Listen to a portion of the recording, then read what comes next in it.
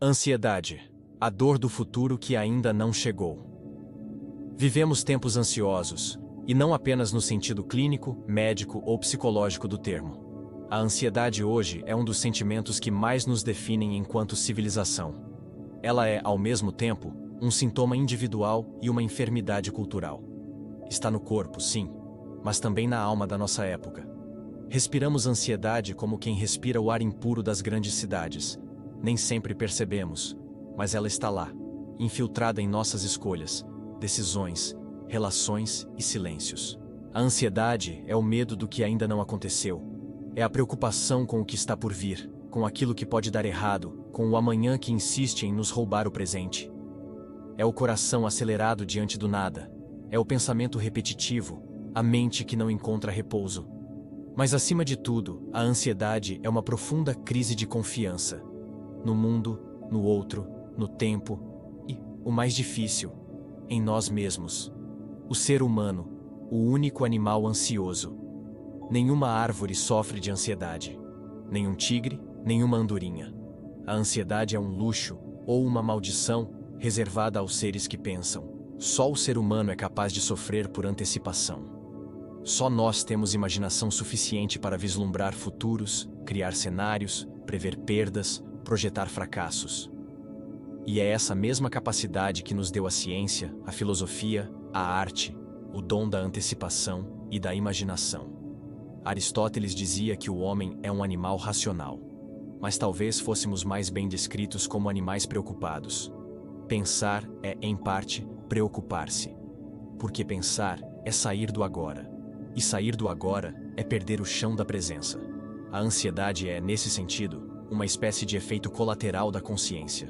Um preço que pagamos por termos acesso ao tempo futuro. Mas será que não há também uma sabedoria oculta nesse sofrimento? Ansiedade como sinal. Antes de mais nada, é preciso reconhecer que a ansiedade não é, em si, um erro. Ela é um alerta, um recurso evolutivo. Em doses pequenas, ela nos ajuda a agir, nos prepara para desafios, nos protege de riscos. É a mente nos avisando que algo pode dar errado e que devemos nos preparar. O problema surge quando esse mecanismo, que deveria ser pontual, se transforma em estado permanente. Quando a mente entra em modo de vigilância constante, o corpo sofre. O coração dispara, o sono desaparece, o apetite oscila, a tensão muscular cresce. A vida se torna um campo de batalha, mesmo sem inimigos à vista. A medicina moderna nos oferece um panorama claro disso. Os transtornos de ansiedade são hoje os mais prevalentes entre os distúrbios mentais, superando até mesmo a depressão em muitos contextos. Segundo a OMS, mais de 300 milhões de pessoas vivem com algum transtorno de ansiedade no mundo. Um número que só cresce, impulsionado por um estilo de vida que valoriza a produtividade incessante, a performance constante e o sucesso como obrigação. O corpo ansioso. Entre a biologia e o comportamento. A ciência contemporânea nos ajuda a entender melhor esse quadro. A ansiedade tem raízes biológicas, neurológicas e genéticas. O cérebro de uma pessoa ansiosa responde de forma exagerada a estímulos normais. O sistema de alerta, comandado por estruturas como a amígdala cerebral e o hipotálamo, entra em modo de luta ou fuga, mesmo quando não há perigo real. Isso gera uma descarga de hormônios como o cortisol e a adrenalina, que, em excesso, afetam o sistema imunológico, o coração, o intestino e até a pele.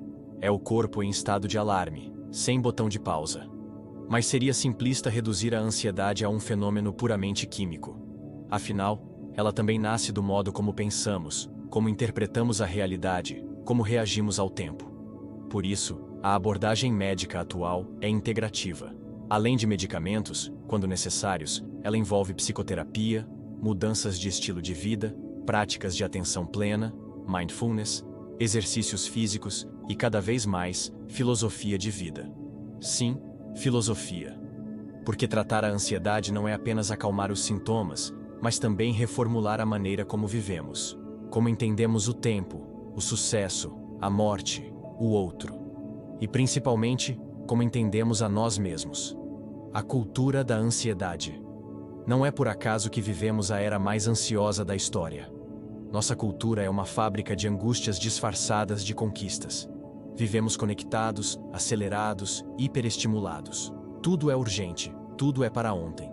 As redes sociais são vitrines de vidas perfeitas, que não existem. A comparação constante nos obriga a performar, a provar que somos felizes, bonitos, produtivos e desejáveis. A vulnerabilidade virou fraqueza. O cansaço é sinal de fracasso. E o silêncio se tornou quase proibido. Não é de espantar que nossa saúde mental esteja em colapso. Como viver em paz se estamos sempre tentando alcançar algo que está um passo adiante? Como estar presente se a vida parece uma corrida sem linha de chegada? Leandro Carnal costuma dizer que o ser humano moderno não está onde está. Está sempre um pouco à frente ou um pouco atrás, nunca plenamente onde pisa. E essa ausência de presença é o solo fértil da ansiedade. O tempo, inimigo ou mestre? A ansiedade é, em sua essência, uma relação adoecida com o tempo. Queremos controlar o futuro. Queremos garantir que nada sairá errado. Queremos saber antes de viver. Mas isso é impossível. Spinoza nos lembrava que não há bem nem mal no futuro. Há apenas a realidade do agora. Sofrer por antecipação é sofrer duas vezes.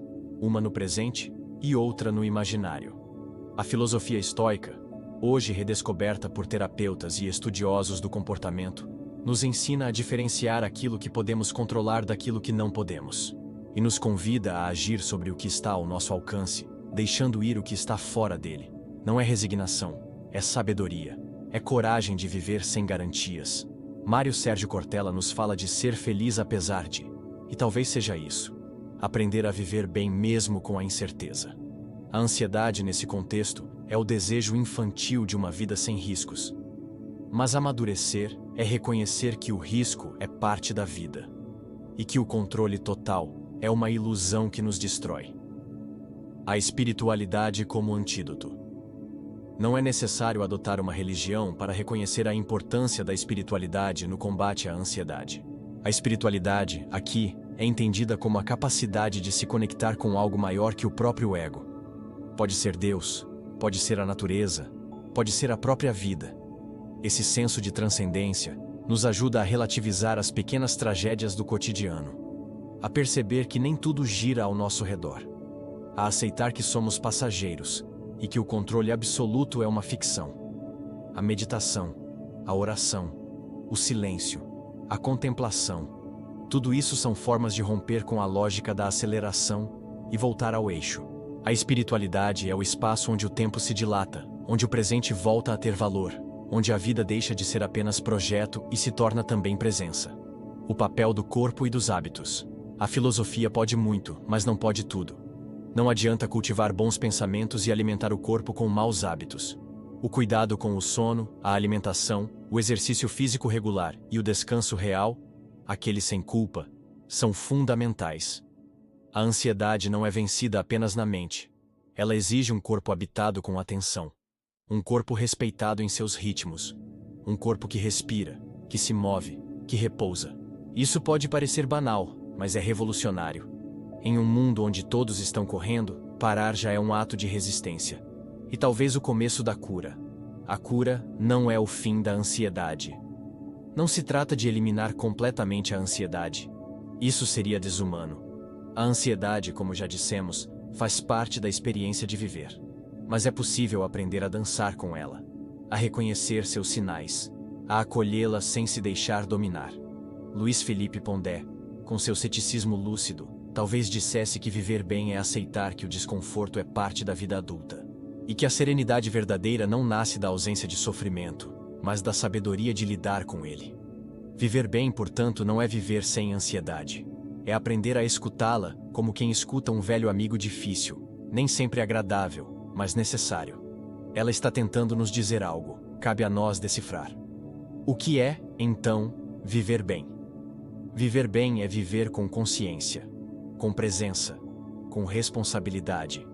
É ter a coragem de parar quando tudo manda correr, de silenciar quando tudo grita, de escolher o que é essencial quando o mundo oferece o supérfluo. É saber que o tempo não é inimigo, mas mestre.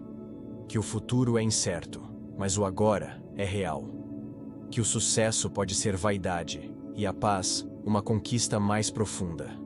É cuidar do corpo sem cultuar a aparência. É buscar sentido sem precisar de garantias. É aceitar que o medo existe, mas não precisa nos governar. Viver bem é aprender a dizer sim ao momento presente, mesmo quando ele não é perfeito. Porque talvez não haja perfeição, mas há beleza e há sentido. Se esse conteúdo tocou você de alguma forma, curta este vídeo, compartilhe com quem também vive essa batalha silenciosa contra a ansiedade. Deixe nos comentários sua experiência ou reflexão e, claro, inscreva-se no canal ultimamente para continuar essa jornada filosófica conosco.